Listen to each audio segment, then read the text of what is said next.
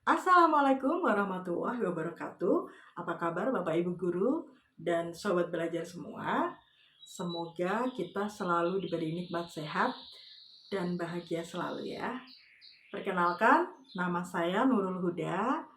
Saya pengampu mata pelajaran TIK di SMP Negeri 29 Semarang. Alhamdulillah pada kesempatan yang baik ini saya bisa berbagi praktik baik kepada Bapak Ibu Guru dan Sobat Belajar semua yang dalam hal ini saya dapat menyelesaikan tahap demi tahap dalam seri Semangat Guru Kemampuan Non-Teknis dalam Adaptasi Teknologi. Baiklah, sebelum kita mulai materi pengimbasan seri Semangat Guru, izinkan saya untuk memberikan sebaik pantun. Jalan-jalan ke pasar baru, jangan lupa cuci tangan dan pakai maskermu. Ayo Bapak Ibu Guru, kita belajar seri Semangat Guru.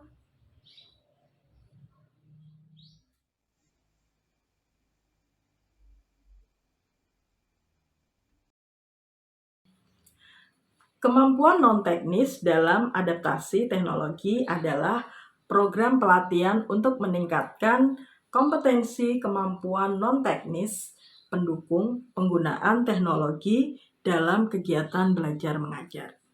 Akselerasi teknologi dalam dunia pendidikan akan berdampak lebih besar jika diaplikasikan dengan cara berpikir kritis, komunikasi yang baik, kreativitas, dan kolaborasi yang biasa kita kenal dengan sebutan 4C.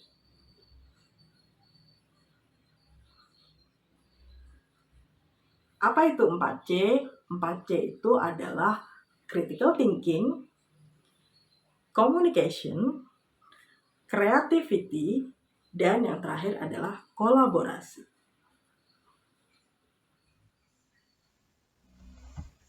Pada pembelajaran kemampuan non-teknis dalam adaptasi teknologi, kita akan mempelajari tentang 6 bagian, yaitu yang pertama ada resilience atau tangguh dan teknologi, yang kedua ada critical thinking atau berpikir kritis dan teknologi, yang ketiga ada creativity atau konten dan teknik penceritaan, yang keempat ada communication atau komunikasi efektif.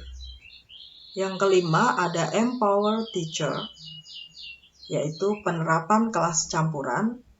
Dan yang terakhir ada collaboration atau kolaborasi dan dampak. Nah, kita masuk ke pembelajaran yang pertama, yaitu resilience, tangguh, dan teknologi. Resilience adalah kemampuan seseorang untuk bangkit setiap kali mengalami desakan mundur atau bahkan kegagalan. Sedangkan SAMR adalah suatu kerangka yang mengilustrasikan tingkat kematangan seseorang memanfaatkan teknologi dalam pembelajaran. Biasanya, tingkat kematangan ini bisa dimulai dari tingkat mula sampai ke mahir. Nah, tingkatannya adalah sebagai berikut. Antara lain, yang pertama ada substitution, ada augmentation, modification, dan yang terakhir ada redefinition. Jadi, semakin matang kita dalam memanfaatkan teknologi dalam pembelajaran, maka semakin besar peningkatan proses dan hasil yang terjadi dalam pembelajaran tersebut. Nah, untuk pembelajaran yang selanjutnya ada critical thinking, yaitu berpikir kritis dan teknologi. Berpikir kritis diartikan sebagai keterampilan seseorang dengan akurat memutuskan sikapnya terhadap suatu informasi, setuju, tunda, atau tidak setuju. Bagaimana menumbuhkan berpikir kritis menjadi keterampilan? Setiap orang mampu berpikir kritis. Namun demikian, untuk menjadi keterampilan, Berpikir kritis harus dipraktikkan setiap saat. Semakin dilatih, semakin akurat, dan akhirnya semakin menjadi insting. Salah satu teknik latihan untuk berpikir kritis adalah dengan menerapkan saya jadi sadar, saya jadi berpikir.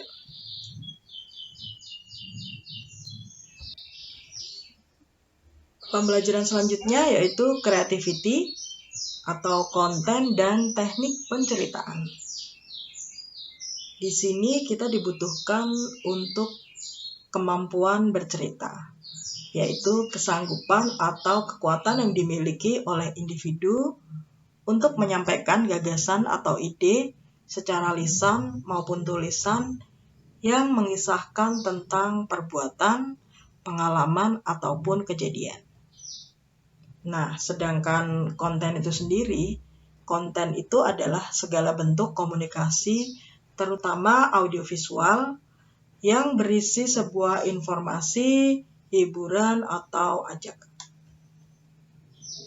Nah, dalam hal ini, apa kaitannya dengan pembelajaran dengan teknologi? Nah, tentunya ini sangat berpengaruh ya, karena kemajuan teknologi dapat membantu kita dalam mengolah kemampuan bercerita. Kejujuran menjadi faktor yang sangat penting. Berikut ini adalah tahap dalam pembuatan konten. Tahap yang pertama yaitu membuat rencana. Jadi, sebelum kita membuat konten, alangkah baiknya kita membuat dulu sebuah rencananya. Kita susun, dan akhirnya langkah selanjutnya kita eksekusi. Setelah dieksekusi dan jadi kontennya, maka kita akan memasarkan atau kita promosikan kepada teman-teman atau orang-orang di sekitar kita agar konten kita ini dapat tersampaikan dengan baik. Pembelajaran yang keempat adalah communication atau komunikasi efektif. Apa itu komunikasi efektif? Komunikasi efektif itu adalah proses pertukaran ide, pemikiran, pengetahuan, dan informasi yang disajikan dengan cara yang paling dipahami oleh penerima, sehingga tujuan atau niat dapat terpenuhi dengan sebaik mungkin. Komunikasi yang efektif mencangkup keterampilan seperti komunikasi verbal dan nonverbal, mendengarkan dengan penuh perhatian, kemampuan untuk memahami dan mengendalikan emosi, dan mengelola stres. Keterampilan ini perlu dikembangkan dan diasah. Teknologi dan komunikasi. Teknologi adalah sarana untuk mempraktikkan kesadaran untuk berkomunikasi di masa yang terus berkembang dan seringkali tidak menentu. Teknologi adalah alat untuk menguji keterampilan kita untuk terus memperbaiki metode komunikasi yang dibutuhkan. Tetapi apapun gawai yang kita gunakan, alat yang paling canggih adalah kemampuan non-teknis diri sendiri yang senantiasa kita kembangkan sesuai dengan kemajuan zaman. Jadi sebenarnya komunikasi efektif ini harus selalu kita asah terus-menerus.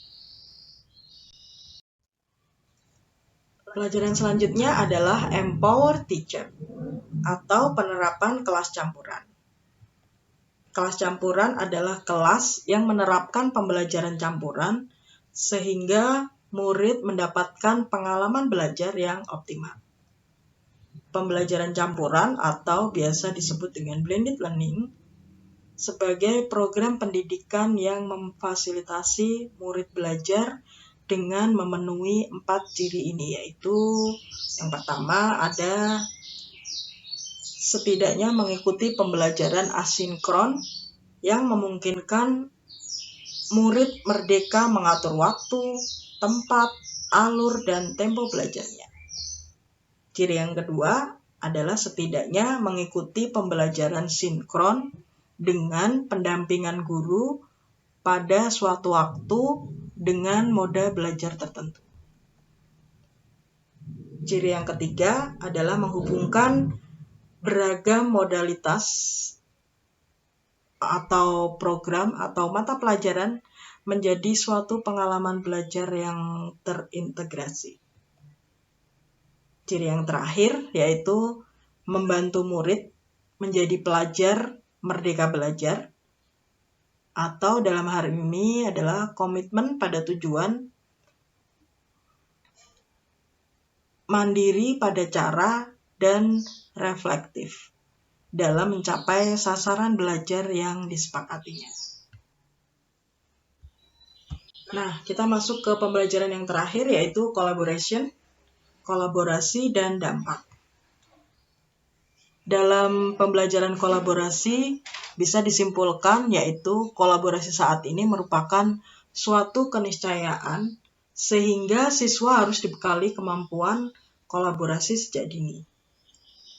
Model pembelajaran kolaboratif diharapkan dapat menumbuhkan potensi dan kebiasaan siswa sejak dini dalam pengembangan kompetensi abad 21. Kolaborasi dapat dilakukan di dalam kelompok kecil, satu kelas, ataupun lintas sekolah, dan bahkan lintas wilayah. TIK memberikan kemungkinan bagi guru dan siswa untuk melakukan kolaborasi lintas batas, ruang kelas, batas geografis, dan bahkan batas negara. Karena luasnya dimensi kolaborasi, maka pembelajaran kolaborasi perlu dilakukan secara cermat, tepat guna, dan memberikan nilai tambah yang optimal sesuai dengan kebutuhan.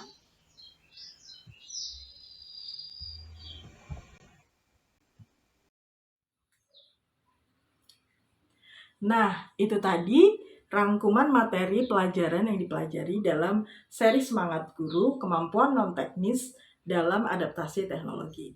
Semoga bisa bermanfaat buat Bapak Ibu Guru dan Sobat Belajar semua. Melalui website ayogurubelajar.kemdikbud.go.id, saya mengajak Bapak Ibu Guru semua untuk meningkatkan kompetensi agar kita selalu berbagi dan belajar demi mewujudkan masa depan pendidikan Indonesia yang lebih baik lagi. Sekian video pengimbasan dari saya. Mohon maaf apabila ada kekurangan dan perkataan saya yang kurang berkenan. Terima kasih. Wassalamualaikum warahmatullahi wabarakatuh. Sampai jumpa di video selanjutnya.